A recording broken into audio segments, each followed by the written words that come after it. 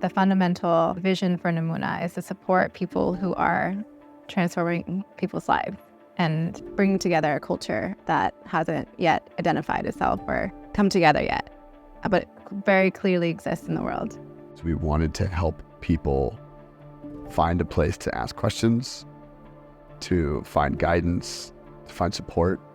The idea for the event was, I've been hearing that a lot of people are asking a similar question. What does it really take to build a community? What is this bigger thing that we're part of? What is the role of a spiritual leader? How can we be in deeper collaboration? How do you live a life of service in a capitalist world? What are the roles that we need to fill in this large, decentralized global community that we're part of?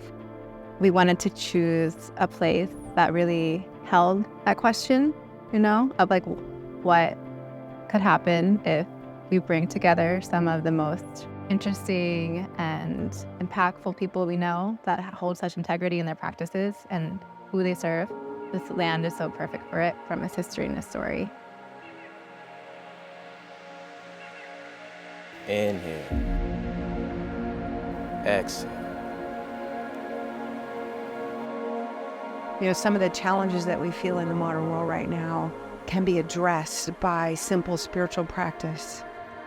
Trying to figure out how to keep our cup full and keep that sense of aliveness. I tend to think of spirituality as a kind of embodied aliveness. The role of a spiritual teacher now is very much evolving.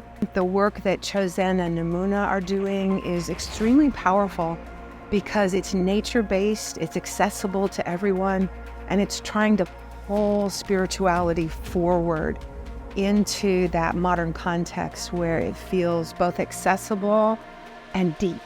I think what's unique is the intentionality.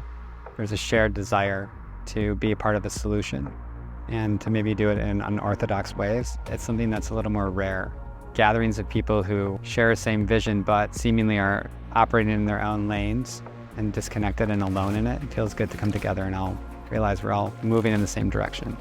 It's a blessing to have created a space that is giving room for important conversations amongst all of us in ways that we can create ways to go out into the world and be able to share tokens of wisdom, and then really knowing that there is a place here for people to use this land that we've been called to steward as a tool of co-creation.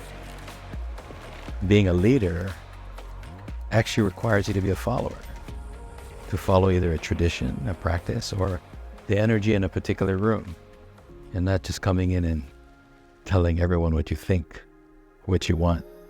So I think the role of a leader, a spiritual leader, is to follow as much as it is to lead. I think they go hand in hand.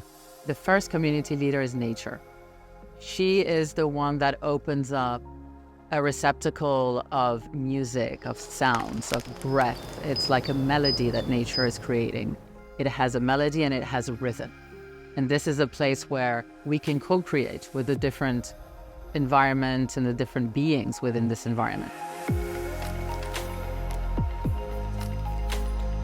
This land is really a healing center because people who come here get healed, and we're healing ourselves through this process. It's much deeper than a business or a retreat center or a philosophy. And, we now say nature is the ceremony and really focus, because right now, we're so separate from nature as humans that we're creating all this ecological catastrophe. And until we get in right relationship with ourselves, we're not going to be able to fix any of the external stuff until we start working on the inner landscape. And so for me, this is an inner landscape gardening project that, I'm relearning my own spiritual practices and finding my own definition of what spirituality is. This gathering, I was a little bit, as I'm sure most folks were, a little bit apprehensive, like how are a bunch of alpha players all with their own fiefdoms and ideas and models and tools going to get together, and how well will everyone play? And I've been really moved and gratified by just the sort of humility and the suppleness and the flexibility of how everyone's coming in. For me personally, it's just coming to a gathering and kind of exhaling.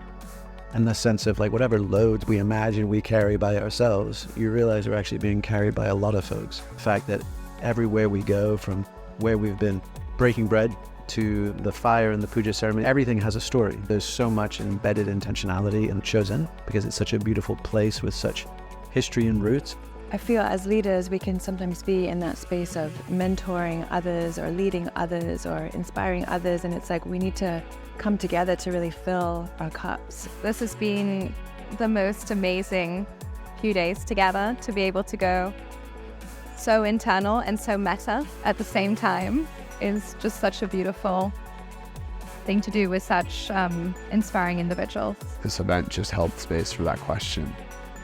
That question's asked somatically, intellectually, spiritually, over dinner tables, over laughs, over rituals, over ceremonies, all the different ways the language talks. Being able to hold a conversation in a space when you can open your heart that openly, you know, and also open your mind and ask difficult questions that are uncomfortable. That's hard to do, but I feel like we got there.